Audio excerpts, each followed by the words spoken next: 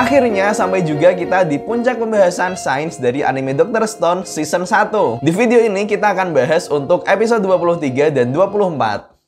携帯の心臓は真空管、骨格はプラスチック、声帯はマイク、血管は金の電線。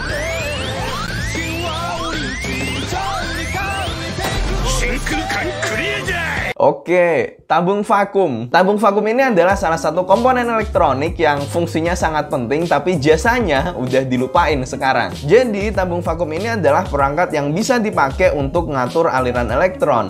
Bisa diatur sebagai saklar on-off atau sebagai amplifier untuk meningkatkan sinyal listrik. Di alat ponsel buatan Senku ini, tabung vakumnya pun difungsikan sebagai amplifier. Jadi, sinyal listrik yang awalnya itu kecil, itu dia dikuatkan sesuai kayak ilustrasi ini.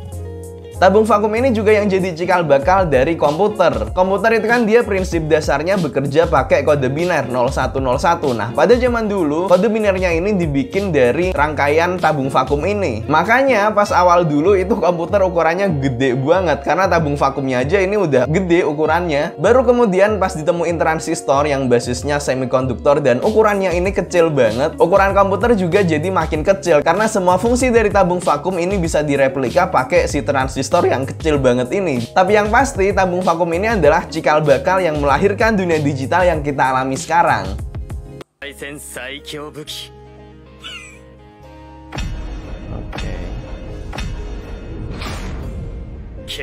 Wait, sebentar teman-teman ini. Kalau kita perhatiin bener-bener, ternyata baterai yang dipakai di ponselnya Senku ini tuh bukan baterai aki. Kalau kita lihat lebih detail, di sini kita lihat kalau ternyata baterai mangan itu juga dipakai di ponsel ini. Baterai mangan ini yang sebelumnya dibikin sama Gen dan Ruri. Baterai mangan sendiri itu adalah salah satu bentuk baterai kering yang sekarang sering kita temui. Ya, baterai ABC lah. Bagian luarnya itu dia pakai seng atau Zn, terus di tengah ada batang karbonnya, dan di dalamnya itu ada pasta elektronik berupa campuran mangan. Aku belum tahu kenapa kok ini tambah pakai baterai mangan juga. Soalnya kalau dari segi kapasitas tentu lebih besar baterai aki. Mana baterai mangan ini itu dia makainya juga cuman bisa sekali, nggak bisa dicas lagi nanti. Mungkin nanti di episode selanjutnya bakal dijelasin yang tentang ini. Atau mungkin kalau teman-teman ada yang tahu, punya pemikiran, boleh banget untuk tulis di komentar.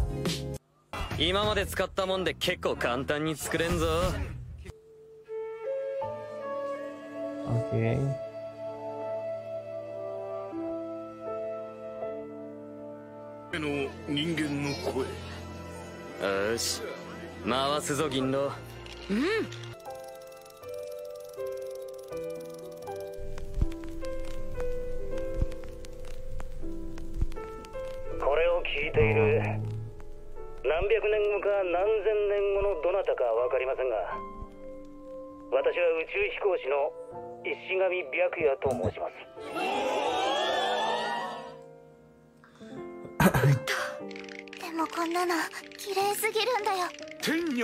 Wow, pakai botol kaca untuk bikin piringan dan suaranya ini diputar lagi setelah ribuan tahun. Apakah ini bisa? Sebelum jawab ini, kita bisa lihat dulu sejarahnya di dunia nyata. Proses perekaman suara itu pertama kali dilakukan oleh De Martinville pada tahun 1857 pakai alat yang namanya fonautograaf. Alat ini dipakai untuk nangkep getaran dari suara, yang getarannya ini nanti akan mengakibatkan goresan-goresan di kertas. Gampangnya gitu. Dan faktanya, rekaman suara yang paling pertama ini itu dia baru berhasil dipecahkan, diputar ulang setelah 150 tahun, yaitu di tahun 2008. Jadi dari sini kalau kita lihat rekaman suara di botol kaca yang ini berhasil diputar lagi setelah ribuan tahun, apakah ini bisa? Secara teori tentu aja bisa, karena pada prinsipnya piringan pemutar suara atau biasanya vinil itu emang prinsipnya kayak gitu. Paling yang susah itu adalah prakteknya, bener-bener melakukan ini di dunia nyata. Prinsip dari piringan vinil pas proses perekaman itu dia menggores piringannya kanan, kiri, atas, bawah sesuai dengan getaran suaranya. Nah, kalau untuk memutar rekamannya prosesnya ini tinggal dibalik.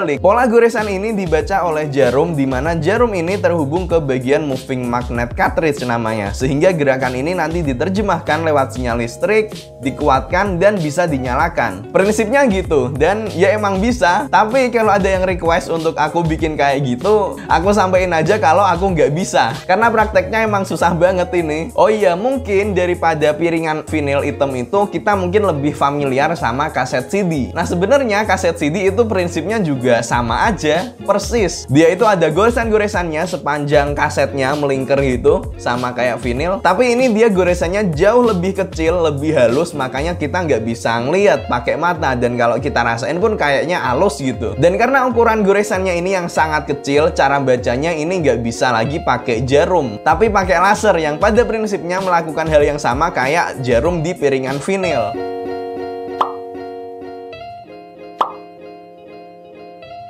Oke, berhubung series pembahasan Sains Dr. Stone Season 1 ini udah selesai, aku mau sekalian bahas komentar-komentar unik yang masuk di video-video ini. Namanya juga anime, beda sama real life, gak usah sok pinter.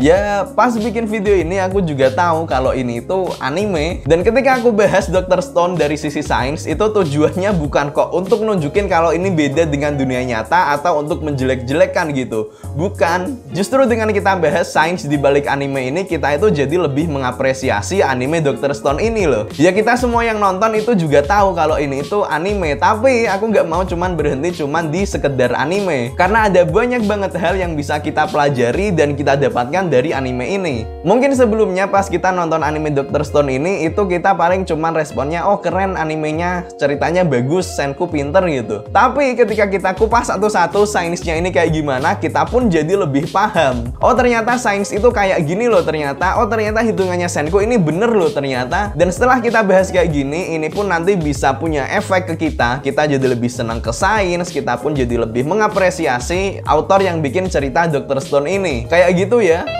Nah, konten selanjutnya nanti aku akan bahas sains di anime lain, film lain, bahas fakta-fakta sains menarik, eksperimen, dan lain sebagainya. Pokoknya yang masih kaitannya sama sains dan edukasi gitu. Yang paling deket besok atau lusa aku akan upload pembahasan sains dari anime Attack on Titan. Terima kasih teman-teman untuk supportnya selama ini. Buat yang udah nonton sampai sejauh ini tapi ternyata masih belum subscribe juga, minta tolong bantuannya untuk subscribe channel ini biar channel ini bisa jauh lebih berkembang. Oke, gitu aja teman-teman. Terima kasih, sampai jumpa di video selanjutnya. Dadah.